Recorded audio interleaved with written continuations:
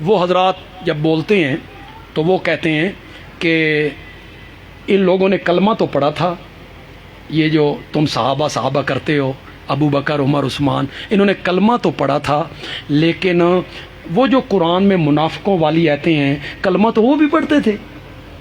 وہ یہ کہتے ہیں کلمہ تو وہ بھی پڑھتے تھے، نمازیں بھی پیچھے پڑھتے تھے، جہاد پہ بھی جاتے تھے، یہ وہ مغالطہ دیتے کہ وہ بھی تو کلمہ گو تھے۔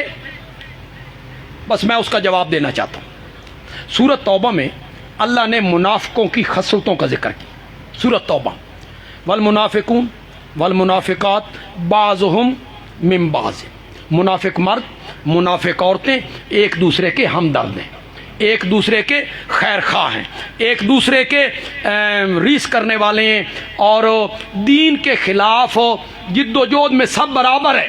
پھر اللہ نے آگے ان کی خصلتیں بیان کی، ذرا غور سے سننا۔ یہ کہتے ہیں نا منافقوں والی آیتیں پڑھتے ہیں اور ابو بکر عمر پہ فٹ کرنے لگ جاتے ہیں، اس کا میں جواب دینے لگا ہوں۔ اللہ کہتے ہیں وہ منافق کی خصلت کیا ہے؟ منافق کی پہلی خصلت یہ ہے، وہ برائی کا حکم دیتے ہیں، نیکی کا نہ برائی کا حکم دیتے ہیں۔ دوسری خصلت ان کی یہ ہے، نیکی سے روکتے ہیں، یہ دوسری خصلت ہے۔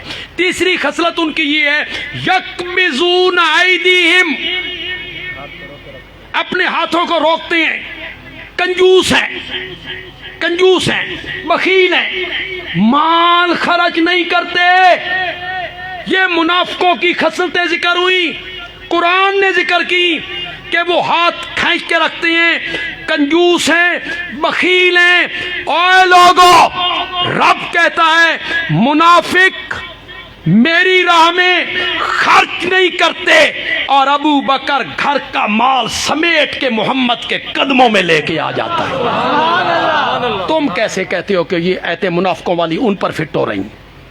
وہ سارے گھر کا مال دے دیتا ہے، حضرت عمر آدھے گھر کا مال دے دیتا ہے، اور جب حضرت ابوبکر سے پوچھتے ہیں گھر والوں کے کیا رکھا؟ اللہ اور اللہ کے رسول کی محبت رکھ کے آئے۔ غزوہ تبوک میں نبی پاک چندے کی اپیل کرتے ہیں، حضرت عثمان اٹھ کے کہتے ہیں 100 اونٹ بما سامان۔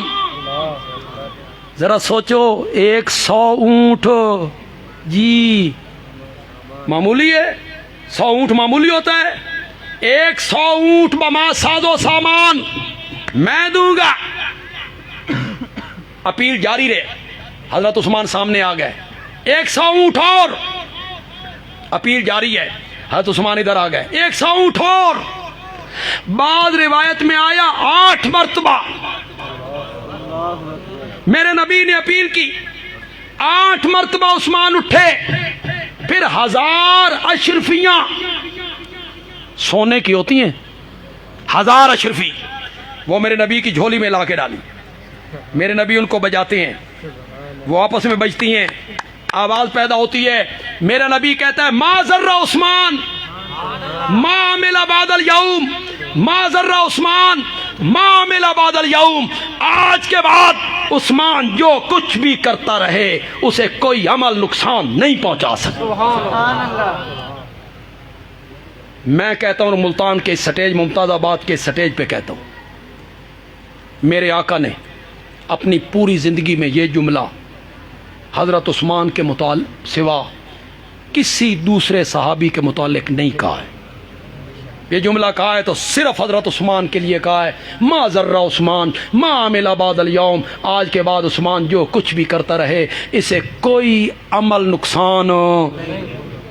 ظالموں، منافقوں کی تو خصلتیں قرآن نے بیان کی ہیں کہ وہ کنجوس ہیں، اور یہاں جب ہم صحابہ کو دیکھتے ہیں تو وہ اپنے گھر کا پورا مال میرے نبی کے قدموں میں نچھاور کر دیتی ہیں۔ یا ایھا النبیو، یہ میرا استدلال علماء کرام، یہ میرا استدلال ذرا سننا ہے آپ نے، ضائع نہیں کرنا۔ یا ایھا النبیو جاہد الکفار والمنافقین، میرے نبی کافروں سے بھی جہاد کر، منافقوں سے بھی جہاد کر، منافقوں سے جہاد کر، انہیں میرا نبی اپنے ساتھ رکھتا ہے، اور قرآن کہتا ہے منافقوں سے جہاد کر۔ اگلا جملہ آپ ذہن میں رکھیں گے، اگلا جملہ آپ ذہن میں رکھیں گے